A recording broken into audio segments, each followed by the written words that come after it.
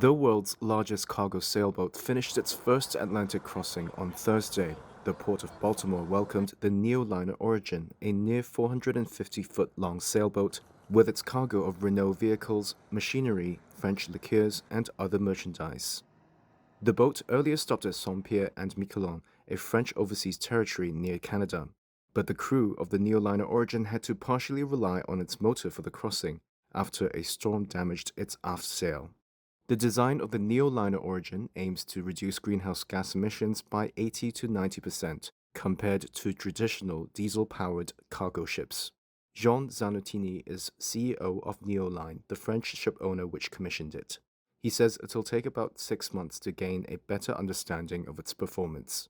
Wind propulsion is very interesting for that because it is free energy available everywhere, not always at the same amount, of course, but it is predictable and it is not impacting anywhere else. You are not relying on a very large infrastructure ashore to prepare carbon-free fuel, for example. You are more independent. So it's very interesting for small to mid-scale vessels, and we intend to prove it with this first pilot vessel. The Neoliner Origin can carry up to 5,300 tons of cargo and has a commercial cruising speed of 11 knots.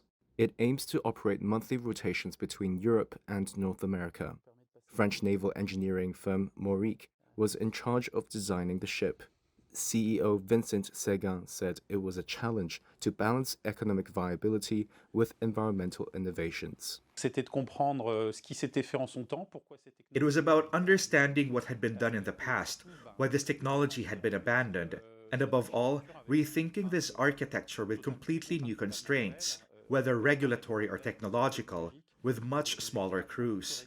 Therefore, the innovative solutions that have been implemented obviously address the rigging and certain equipment such as anti-drift systems. techniquement comme les plans anti-dérive.